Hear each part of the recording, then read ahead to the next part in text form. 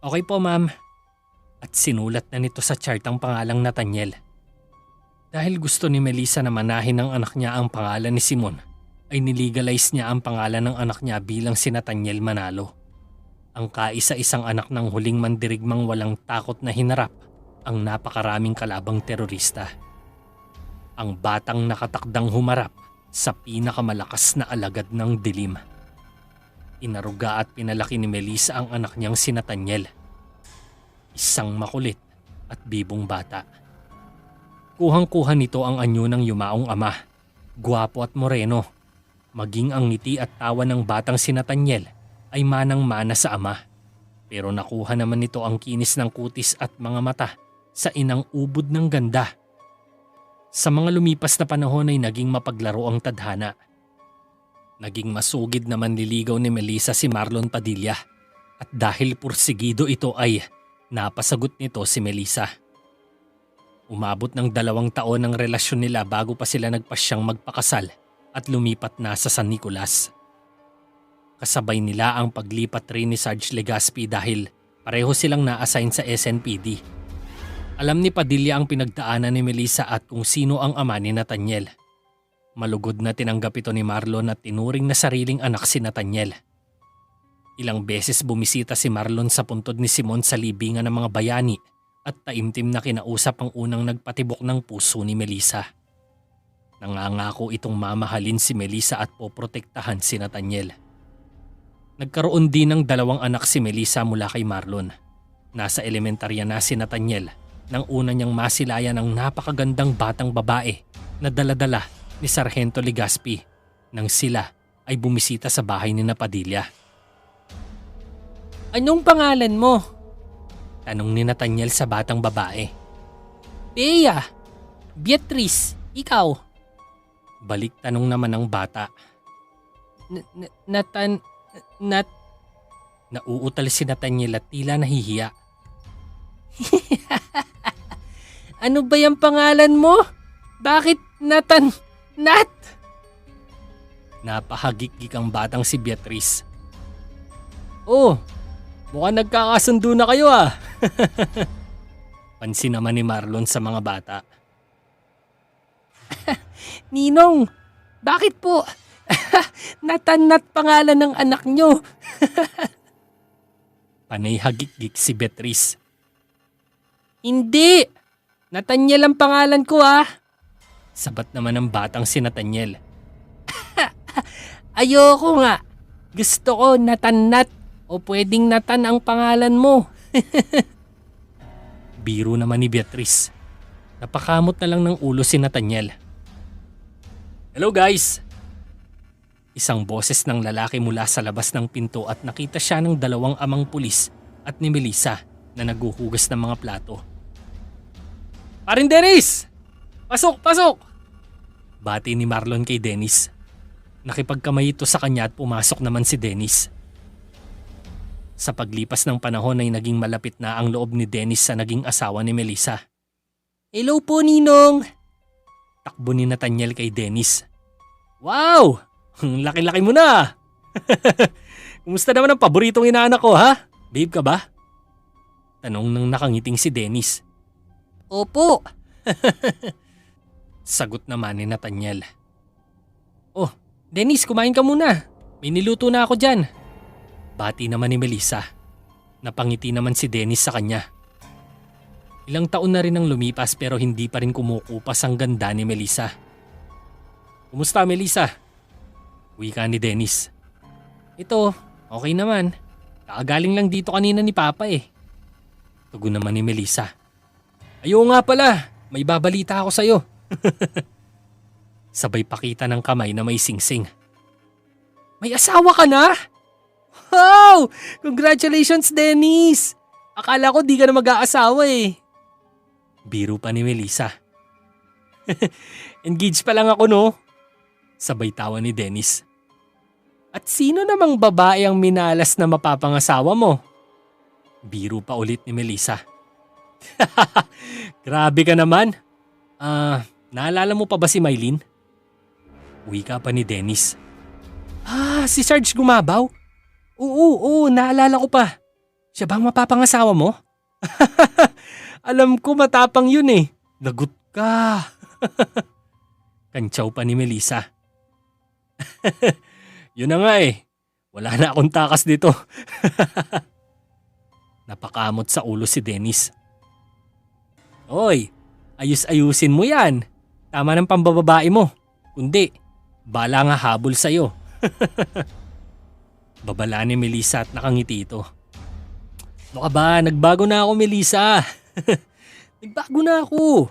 Tsaka may anak na rin kami ni Mylene bago pa kami ikasal. Nasorpresa si Melissa sa pag-amin ni Dennis. Wow! Congrats, Dennis! Sa wakas, tatay ka na rin. Nakangiti ulit si Melissa. Sa dinami-rami ng pait na kanilang hinarap, sa kahuli-hulian ay naging masaya pa rin ang katapusan. Maraming buhay ang nagbago dahil na rin sa mga sakripisyo ng mga walang takot na magbuwis ng buhay.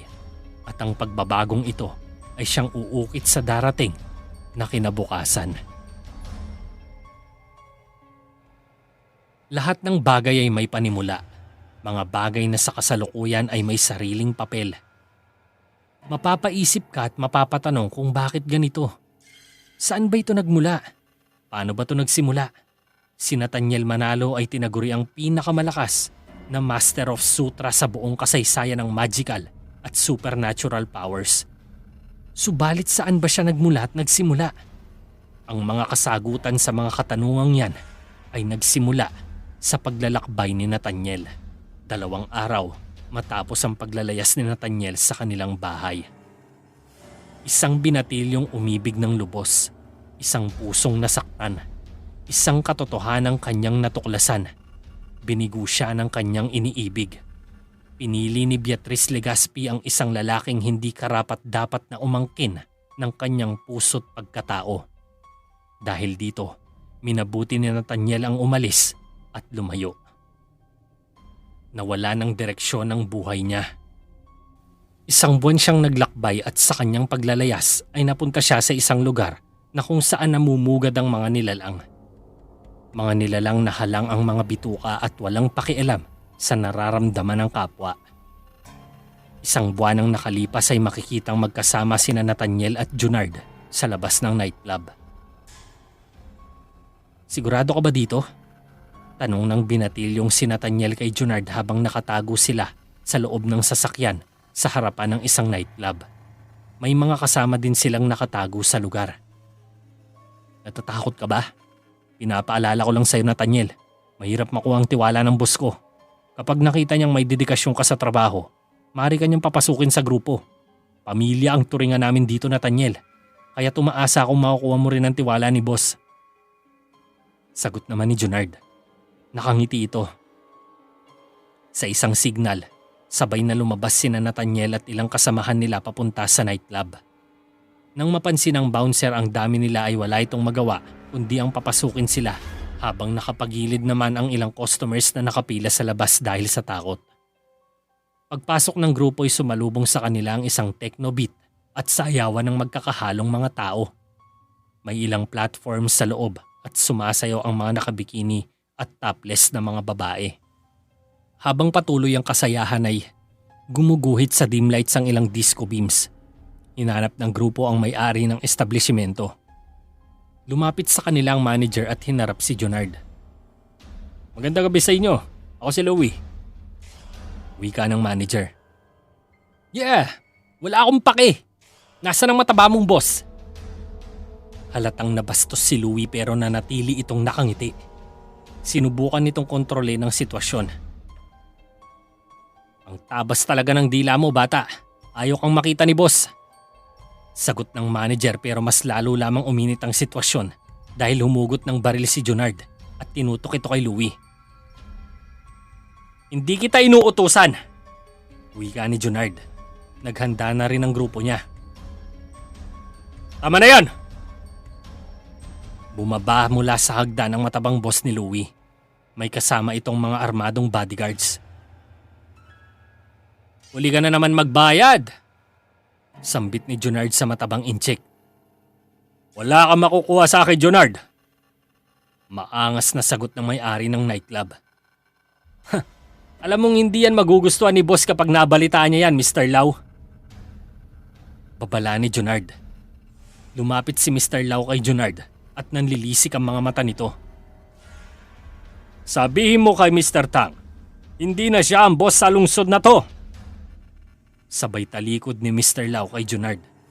Ilang hakbang pa lang ito ay biglang binaril ni Junard sa likod si Mr. Lau. Nagkaputukan kaagad ang magkabilang grupo at nagsimulang magsitakbuhan ng mga customers at mga tauhan ng nightclub. Agad nakapagtago si Nathaniel habang nakikipagbarilan nito. Ilan sa mga kasamahan niya ang napatay kaagad. Sumagot ng mga putok si Nathaniel at may mga tinamaan din ito. Nagsimula namang maglaban sina Louie at Junard. Nagtagisan ng mga ito ng martial arts. Palitan ang mga suntok at sipa ng dalawa sa gitna ng barilan. Tinamaan si Junard ng ligaw na bala sa hita matapos siyang masapak sa pisngi ni Louie. Napadura ng dugo si Louie pero tinutok nito ang baril kay Junard. Tinamaan sa dibdib si Nathaniel nang siya mismo ang sumangga ng bala para maproteksyonan si Junard. Sinagot naman ito at pinagbabaril ni Junard si Louie hanggang sa mamatay. Bata! Gumising ka! Gising! Nagulat si Junard sa ginawa ni Nathaniel. Tinapik niya ang pisngi ni Nathaniel pero nawawalan na ito ng malay. Junard, paparating na mga parak. Bumatsi na tayo. Iwan mo na siya! Wika ng isang kasamahan nila. Hindi! Tulungan mo ako dito! Utos ni Junard. Ilang oras din ang nakalipas at nagising si Nathaniel sa isang kama sa loob ng penthouse ng Bubble Gang. Oh, mabuti naman at nagising ka na. Nakangiti si Junard na sinalubong ang pag-upo ni Nathaniel. May mga benda ito sa hita at si Nathaniel naman ay may benda sa dibdib. Nathaniel, mabutit nagkamalay ka na. Wika naman ni Mr. Tang, 35 years old na gang leader ng Bubble Gang. Nakasuot ito ng maputing suit at nakabrush up ang buhok. Nakipagkamay ito kay Nathaniel habang umunguya ng bubble gum. Boss, hindi nakapagsalita si Nathaniel sa sakit ng katawan niya. Formal akong nagpapasalamat sa iyo dahil sinagip mo ang buhay ng pinsan ko. Kundi dahil sa ginawa mo, malamang pinaglalamayan na namin siya ngayon. Dagdag ni Mr. Tang. Walang anuman boss, sumusunod lang ako sa utos. Sagot naman ni Nathaniel. Mausay kung ganon. Yan ang gusto kong marinig sa mga bata ko. Kita mo siya, Junard. May potensyal ang batang to. Sabi pa ni Mr. Tang. Alam ko boss, talagang maasahan natin siya. Tugon naman ni Junard. Sinampal ni Mr. Tang si Junard sa muka at nagulat ito sa nangyari. Bakit? Gulat na tanong ni Junard. Bakit? Sira ulo ka ba?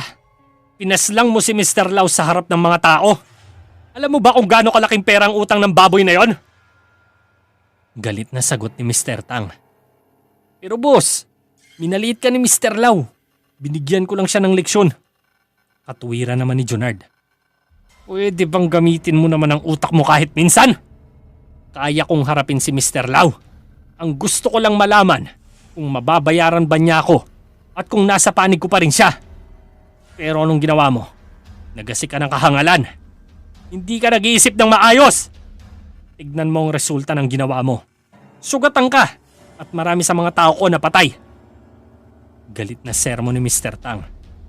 I'm sorry boss, hindi na maulit. Wika ni Junard. Of course! Dapat lang. Magpinsan tayo, Junard.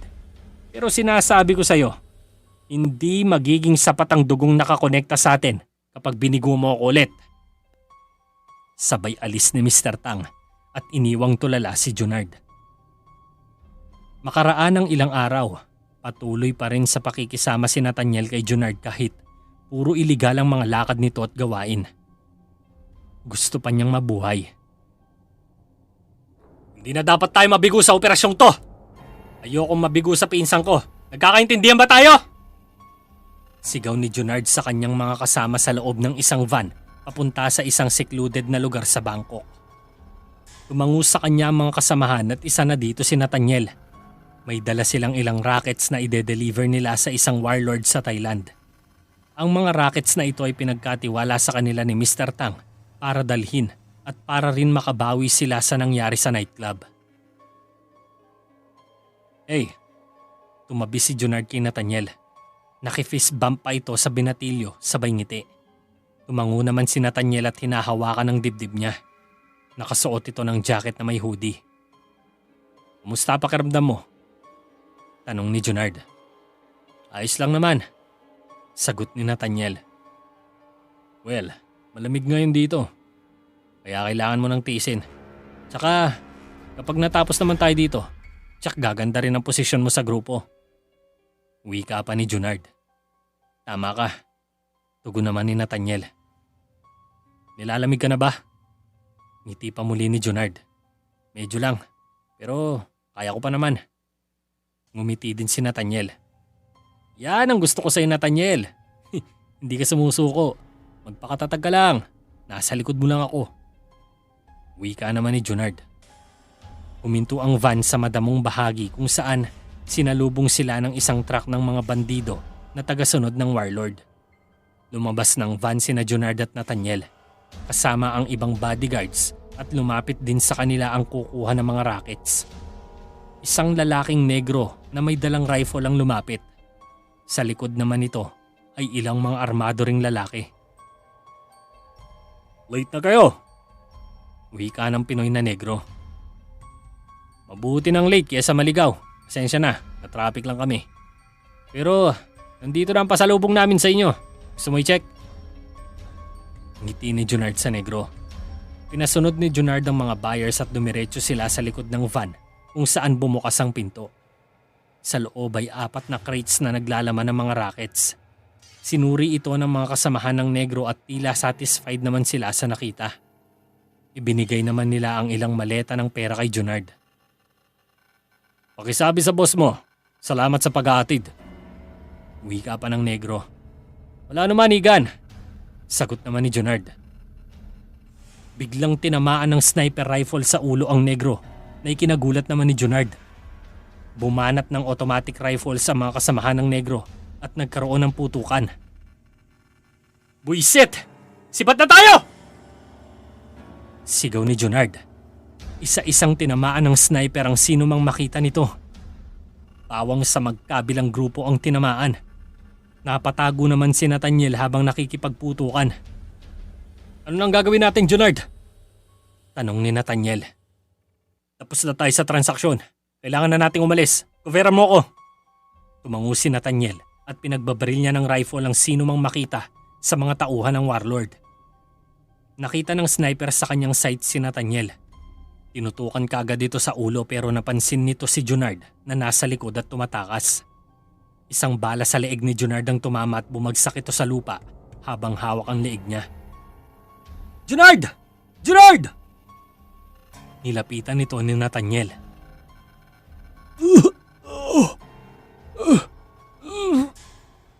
Nalulunod na ito sa sariling dugo.